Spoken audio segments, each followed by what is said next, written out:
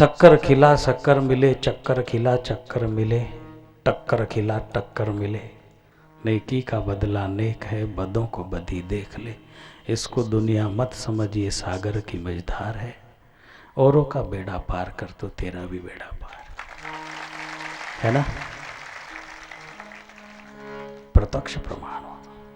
किसी को मुस्कुरा कर राम राम मुस्कुरा, आपकी मुस्कुराहट उसको पिघला देगी। भले ही वो रूखा क्यों ना हो, उसको लचीला कर दे। लेकिन आपकी मुस्कुराहट असली होनी चाहिए। आपकी नकली रही तो उसका और पारा चढ़ा देगी। ध्यान देना, बड़ा सूक्ष्म विषय। आपकी मुस्कुराहट अगर नकली रही तो उसका और एक पारा चढ़ जाएगा। आपकी मुस्कुराहट बिल्कुल सहज।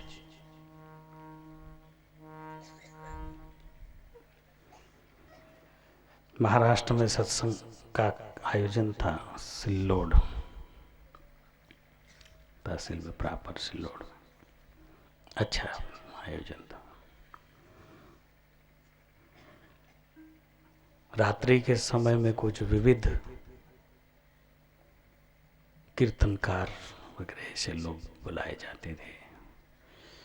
मेरा निवास तो शहर के बाहर, तो गया नहीं कोई एक दिन भी।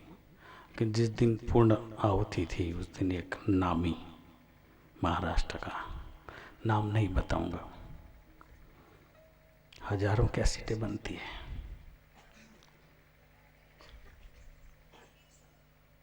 तो मुझे लगा कि नामी कीर्तनकार है। और सुबह मेरा सत्संग था पूर्ण आहुति के, इसमें 1-2 घंटे, फिर उनका समापन का कीर्तन था मेरा। तो मुझे लगा कि आज नामी कीर्तनकार आए हैं और समारोह है, तो अपने 2 घंटे सत्संग के बाद भी अपन वहां बैठना चाहिए। वो भी तो भगवान का ही चर्चा कर रहे, सुनेंगे। कुछ हजारों प्रेमी है, उनकी मानसिकता ऐसी रहती है, वो जिसका उसका भाव है, कुछ इलाज नहीं उसमें। मैं नहीं चाहता हूँ ऐसा करे, लेकिन रहता है कि ठीक है बापू का सत्संग हो गया और बापू जी उठ के चले तो अपन चलो। ये भी मुझे पता था कि ऐसा भी होता है, इसलिए अपन ही उसमें रहना चाहिए। कीर्तन भी सुनेंगे पहली बार बैठे, तो सत्संग होते ही मुझे एक कॉलेज के भूमि पूजन के लिए जाना था और तुरंत आना था। मैंने कहा सबसे महाराज आ रहे हैं और आखिरी का उनका कीर्तन है, सबने बैठने का, मैं अभी आता हूं। जाके स्वच्छ भाव मेरे मन में, स्वच्छ। सभा नहीं बिगड़नी चाहिए। कमेटी को लगेगा कि बापू ने क्या किया, सत्संग हुआ और चले, और सब लोग भी चले। अब कुछ ही लोग बचे तो सभा बिगड़ गई और लास्ट वाला वो रह गया। ऐसा नहीं होना चाहिए। गया और आया, समिति ने पूछा बापूजी आपका आसन ऊपर ही रहेगा, लोग नाराज होंगे। मैंने कहा नाराज लोग हो तो हो, नियम ये है कि व्यासपीठ पर एक ही वक्ता बैठना चाहिए, चाहे कोई भी हो, उससे एकाग्रता रहती है। 10-5 वक्ता एक साथ बैठे तो एक टेक्निक है, मनोविज्ञान है, चित्त की वृत्ति इधर उधर होते रहती। तो हमने कहा नहीं, सत्संग हो गया, अब मैं जब जाकर आऊं तब तक मेरा एक आसन सामने लगा, लोगों का बैठो मैं आ रहा हूं। आया, मेरी गाड़ी बाहर खड़ी थी, गाड़ी के पीछे एक मोनो है, उस पर लिखा है सर्व खलु इदं ब्रह्म। अब मुझे पता नहीं कि वो आ गए हैं और खड़े हैं बाहर, मुझे बिल्कुल पता नहीं। मैंने कहा मुझे जाने दो, हो गया है, जाऊं। फिर भी लोग चिल्लाए, उन्होंने पढ़ लिया सर्वखिदम कलविदम ब्रह्म, उनका चढ़ गया पारा कि ऐसा कौन महाराज आ गया इसकी जय हो जाए।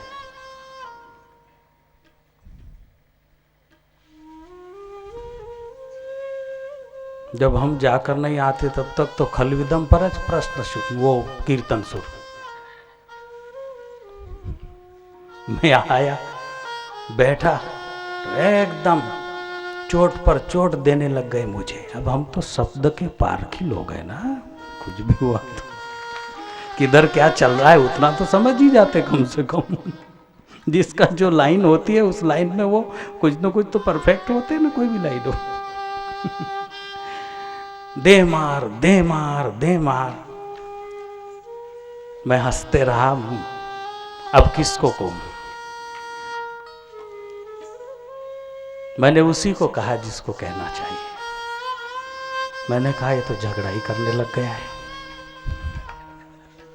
मैं आया कीर्तन सुनने को, ये करने लग गया झगड़ा। झगड़ा माने सीधा नहीं, इनडायरेक्ट। हमने मन ही मन भगवान से कहा कि इसको संभालो ना, कि लास्ट वीक का सत्संग है, कीर्तन है, फ्रेश होना चाहिए। किसी को आधार बनाकर, किसी को टारगेट बनाकर, किसी को मुद्दा बनाकर अगर आप कोई बात करो, यह अनंत आत्माओं में समाया हुआ परमात्मा ज्ञान स्वरूप है। अगर यहां 3000 प्रेमी बैठे हैं तो उनकी 6000 आंखें, 6000 कान, 6000 बुद्धि, 3000 बुद्धि, उसके द्वारा वो आपको सुन रहे हैं, समझ रहे हैं, जान रहे हैं। मामूली बात है क्या? 2-4 लोग बैठते हैं तो सही डिसीजन ले लेते हैं। 2-4 पंच मिल के करे काज तो करीब करीब अच्छा निर्णय होता है। और फिर हजारों मिलकर किसी चीज को छाने तो एक चलनी, दूसरी चलनी, तीसरी में तो कितना भी कुछ तो बिल्कुल फिल्टर होना ही चाहिए। और इतनी चलनियां लगे हजारों तो फिर तो आपकी सब चीजें फिल्टर हो जाती। बस अंदर मन में वसीला लगाया, पर वसीला उसी का लगा जिसका लगा। भगवान इसको संभालो।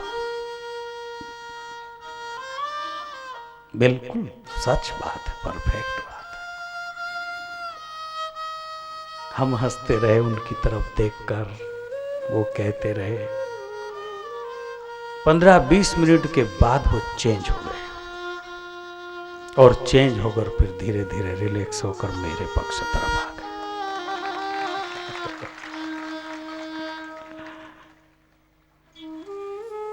मेरे कहा अच्छा। कमेटी ने कहा बापू जी को हम जो है अंतिम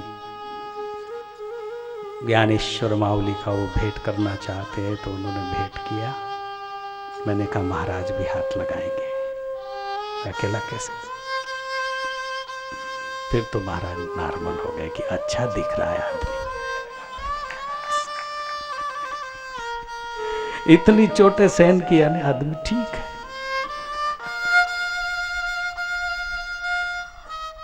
बड़ी विचित्र बात।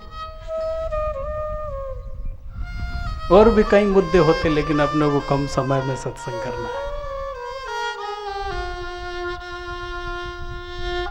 एक बार आंध्र प्रदेश गया, एक बड़े ऑल इंडिया स्तर के आयोजन में, बहुत बड़ा व्यासपीठ।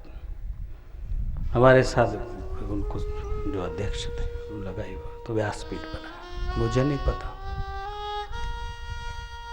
कि मेरे कंपटीशन में और कोई है।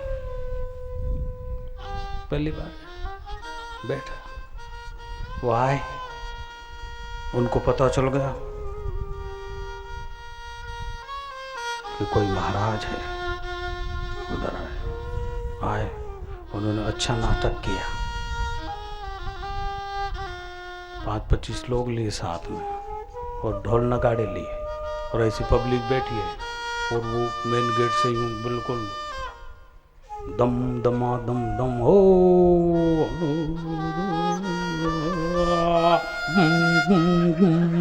श्री राधे। मैंने देखा कि हाँ ये क्या बात, मेरा सिंहासन हिलने लगा। बिल्कुल ठीक बात है। नाम पता प्रूफ भी दे सकता हूं लेकिन बोलना नहीं पड़ता है। ये सारी जो बात है केवल आए महाराज। तो ऊपर जो कमिटी थी, आयोजक कमिटी, वो भी सोच में पड़ गए। जो प्रमुख थे वो भी सोच में पड़ गए कि जब इतनी ठाठ वाली बात है तो अब करेंगे कैसे। व्यासपीठ तो ऐसा बना है कि जिस पर एक ही व्यक्ति बैठे, बापूजी बैठे या कोई भी बैठे। आए तो आते ही मैंने एक सचिव जो थे उनको बुलाया और धीरे से कहा घर की बात है, मेरी यहाँ एक कुर्सी लगा दो, महाराज को यहाँ बिठा दो। सुने, कोई सोचने की बात नहीं, उसमें क्या बात है, क्या फर्क पड़ता है, घर की बात है। जो कहते नहीं नहीं बापू जी ऐसा थोड़ा चलता है, मगर ऐसा नहीं चलेगा तो वैसा भी नहीं चलेगा। और क्या बताए आपको, वो तो आकर खड़े रह गए नजदीक व्यासपीठ के बिल्कुल कि किसको गोली मारूं। जय हो। हाँ, किसको गोली मारूं। मैंने उसको कहा मान जा, ये कुर्सी लगा दे। अब और क्या करवाता है मेरे से, वो माने भी नहीं। उन्होंने समिति के अध्यक्ष उनसे परामर्श किया क्या करेंगे। तो ऐसा करो, कुछ भी करके वहीं एडजस्ट करो।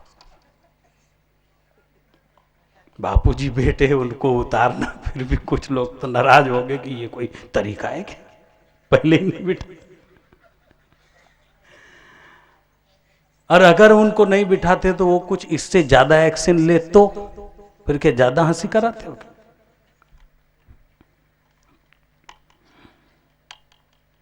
फिर एडजस्ट किए, जेम तेम बेटा है, न मुझे उतरने दे न कोई बात बैठे। पौधा ऐसे बैठ गया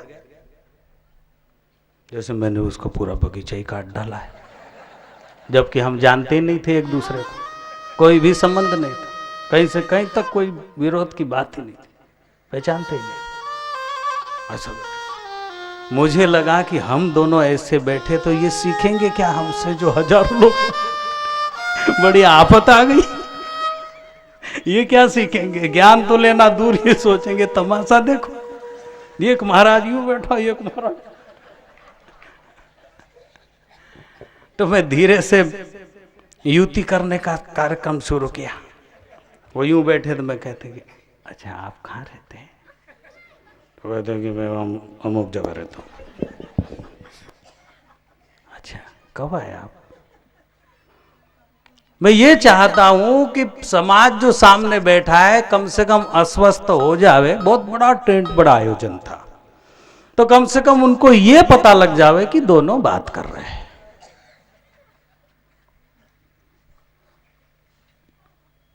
फिर धीरे धीरे रिलैक्स हो गए, धीरे धीरे घुमाया मेरे तरफ। अच्छा ठीक है, बोला बस यही चाहिए था, अब आगे प्रोग्राम होना हो गया, युति हो गई।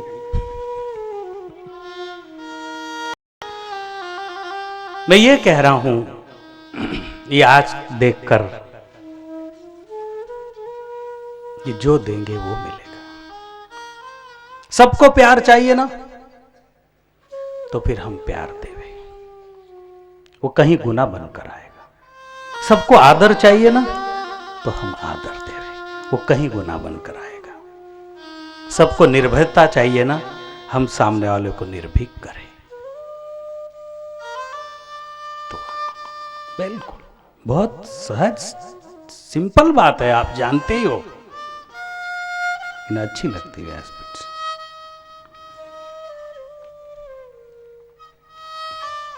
युगों पहले भगवान श्री रामचंद्र जी और लक्ष्मण जी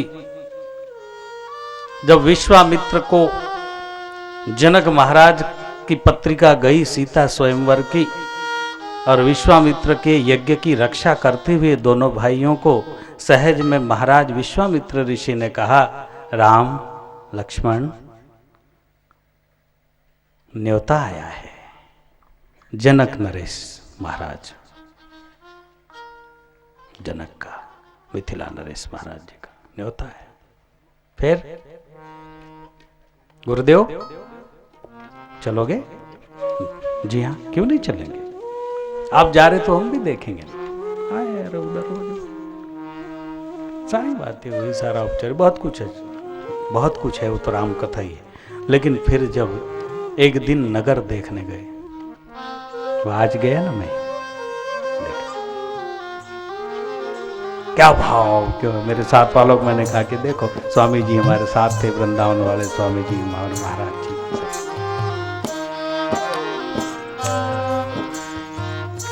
ऐसा ही भाव।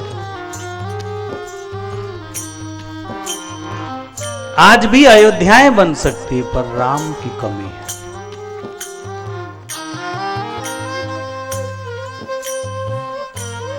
अब हम चिल्लाते हैं कि अयोध्या नहीं बन रही है,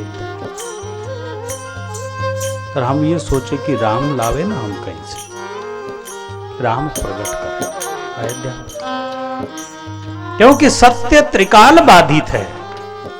आद सत जुगाद सत है भी सत, नानक हो से भी सत। सत्य में कोई फर्क नहीं पड़ता। ठीक है, सत्य को स्वीकार करने वाले लोगों में कम ज्यादा प्रमाण होते रहता है, लेकिन सत्य का अभाव नहीं और असत्य का अस्तित्व नहीं। असत्य केवल ऊपर ऊपर रहता है, उसकी कोई जड़ नहीं है, और सत्य जो है उसका अभाव नहीं। सत्य इतना गहरा है कि वो मिटता ही नहीं, मिट ही नहीं। तो अयोध्या की बात है, दोनों भाई नगर देखने गए तब ऐसा ही हुआ था, कहीं गुना। बहुत वर्णन रामचरितमानस। देखन नगर भूप दो हुआए, नित नव मंगल मोद बधाए, नित नव मंगल मोद बधाए। देखन नगर भूप सुत आए, नित नव मंगल मोद बधाए। नगर विलोकन राजकुमार दो आए, नगर विलोकन राजकुमार दो आए। हे सखी उनके अतुल रूप की, है सखी उनके अतुल रूप की, शोभा बरनी न जाए। नगर विलोकन राजकुमार दो आए, नगर विलोकन राजकुमार दो आए। राम हो तो भिलनी भी तैयार है, राम हो तो विभीषण भी तैयार है मात्रा कम ज्यादा लेकिन है। कृष्ण हो तो कुब्जा है,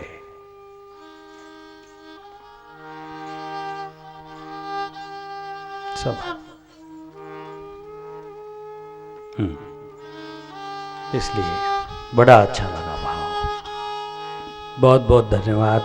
आहे तो देवो भोळ्या भाविकांचा, सही में भोले भाल भोले भक्तों का भगवान। संत ज्ञानेश्वर महाराज ने तो कहा कि न कळे तो देव सत्संगा वाचुनी, संग के बगैर वो समझ में नहीं आएगा। सत्संग माने उस प्रकार के विवेक को जगाने वाला एक रस, जिस रस में वह सत्य सामने आ जावे, वो सच्चाई प्रकट हो जाए। इसीलिए प्रथम दिवस से आज तीसरा दिवस है आपके साधना शिविर का, जो चारुकेश्वर आश्रम के साधना शिविर में मां नर्मदा के पावन तट पर आप अनुष्ठान करने आए। 5 दिवसीय भूमि पर शयन, साधा भोजन, 3 समय त्रिकाल संध्या, निरंतर चिंतन, हजारों सज्जनों के बीच निवास, मतलब वाइब्रेशन भक्तों का, भक्तिमय वातावरण में। बहुत बड़ी बात है महाराज।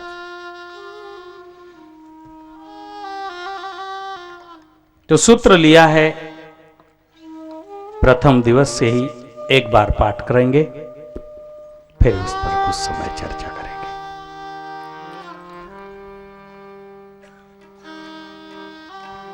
श्रीमद् भगवद गीता जी के 5वें अध्याय के 22वें श्लोक में और 23वें श्लोक में उत्तरकांड की कुछ चौपाइयों में भगवान इशारा देते, हे अर्जुन, अर्जुन, बड़ा सुंदर भाव किया है, अर्जुन की व्याख्या की है। अनुराग ही अर्जुन है और पूर्ण सतगुरु ही कृष्ण है। कृष्णम वंदे जगत गुरु, तो सामने शिष्य कैसा चाहिए? अर्जुन जैसा। तो अर्जुन माने क्या? अनुराग। जब अनुराग है तो ही हम अर्जुन की जगह है, और अगर हम अर्जुन की जगह है तो ये प्रकृति कृष्ण रूपी गुरु की व्यवस्था करेगी। लोग कहते हैं कि मैं बहुत वर्षों से गुरु ढूंढ रहा हूं, मिल नहीं रहा है।